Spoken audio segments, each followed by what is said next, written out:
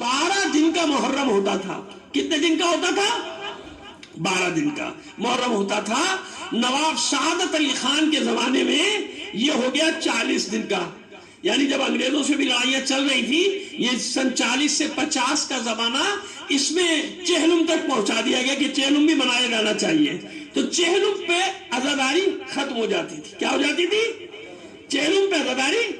चेहलुम पे आखिरी ताजिया, पहले आपको जबानी बता देना सब, फिर पढ़ के बताएंगे किताब से, और हवाला भी दे देंगे किताब क्या है और इसका मुसन्निफ कौन है। तो वहां का नवाब अहमद अली खान, बहुत बड़ा नवाब, चेहलुम को जो आखिरी ताजिया उठता था वो उसके से उठता था, और वो बड़े इमाम बाड़े या छोटे इमाम बाड़े में गालिबन जाके भी मैं बता दूंगा आपको, वहां जाके खत्म होता था और अय्याम अज़ा खत्म हो जाते थे। अय्याम अज़ा का इख्तिताम हो जाता था उनके उस ताजिए पे। और जब वो ताजिए उठते थे ना नवाबीन के, तो मरातिब के साथ, माही मरातिब कहा जाता था, यानी जनाब वो नक्कारे और ये सारी चीजें साथ साथ, जैसे वो गम के, जैसे आप मशहद में देखते हैं नक्कारे बजते, तो इस तरह से हो जाते थे। नवाब अहमद अली खान वो नवाब है कि जो अंग्रेजों से मुतनफिर भी था, और इसने मलका हजरत महल की मदद भी की थी, और बहुत मदद की थी अंग्रेजों के खिलाफ लड़ने में। अभी हवाले दे देते।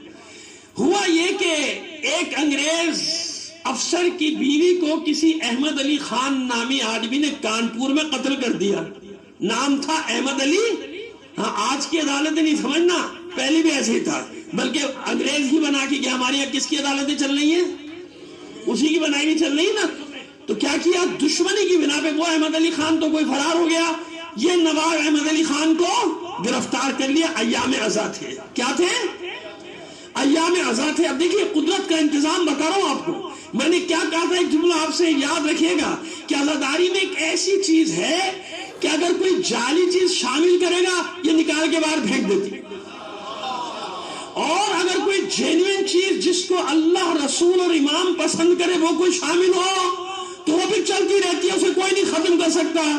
और हर चीज पर एतराज करने वालों से मैं पूछता हूँ, ये बताओ शाम गरीबा इमामों के जमाने में थी क्या? पहला जुलूस हिजरी 357 में बरामद हुआ पहला जुलूस, यानी बाकायदा बाज़ाब्ता आशूर का मातमी जुलूस। हर चीज का इर्तिका होता है, असली चीजें दाखिल होती चली जाए। तो अब हुआ क्या कि ये इनको फांसी की मौत की सजा का ऐलान हो गया, और चेहलुम आने वाला। चेहलुम में रह गए चंद दिन। जब इनको मौत, जिस दिन फांसी दी जानी थी, उससे एक दिन पहले वो असली कातिल गैरत में आया और वो हाजिर हो गया। अभी मैं पढ़ के सुनाता हूं आपको।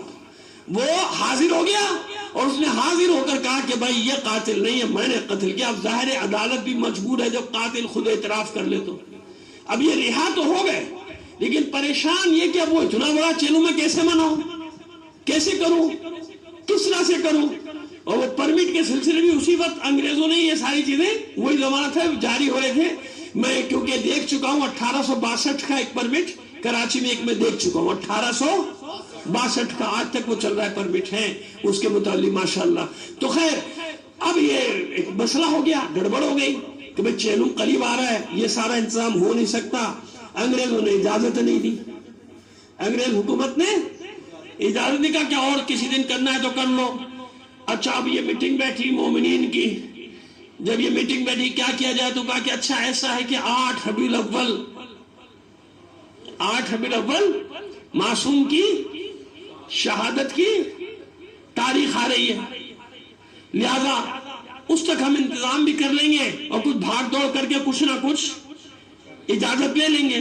और जब इतने दिन आगे बढ़ गया, ऐसे मामले में अल्लाह अक्लों को खप्त कर देता है ना, अंग्रेजों की अक्लें भी खप्त हो गई। वो खुश हो गए कि चेहलुम बंद हो गया, वो खुश हो गए कि चेहलुम बंद हो गया। हाँ ठीक है, 8 रबीउल अव्वल को कर लो, 8 रबीउल अव्वल को कर लो।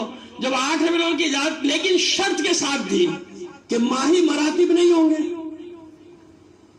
मातम नहीं होगा, नकारे नहीं होंगे, खामोशी से जाओगे, बाजार भी बंद नहीं होगा। मान लिया तो ठीक है, उलमा ने तायद कर दी, उलमा ने तायद कर दी, ठीक है जुलूस तो उठाओ ना, ताकि अय्याम अज़ा इख्तिताम तो हो।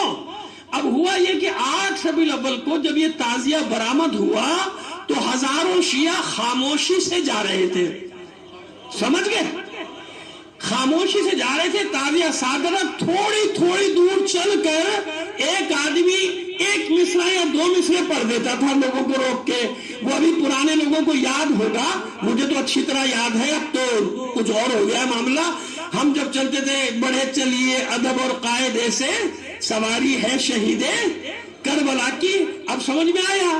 تو جب وہ خاموشی سے گیا تو آئندہ سال بھی انگریزوں نے کیا کیا کہ نہیں اس تاریخ کو اٹھایا تھا لہذا اسی تاریخ کو اٹھاؤ گے. تو یوں قدرتی طور پہ ہوا کیا کہ عزاداری جو 40 دن کی تھی وہ 8 ربیع الاول تک بڑھ گئی. چہلم تک تو لوگ منا نہیں لگے نا. یہ آپ کو تاریخی بات بتا رہا ہوں. چپ تعزیہ جیسے اصطلاح پڑ جاتی نا اصطلاحاً، کیونکہ خاموشی سے جاتے تھے بیچارے، وہ آج چپ تعزیہ ہے بھائی، خاموشی نہ جانا ہے. تو اس کی تاریخ ہے. اللہ کے بندو، تنقیدیں کرنے سے پہلے، اپنی بقراتیت جھاڑنے سے پہلے تھوڑا سا تاریخ پڑھ لیا کرو.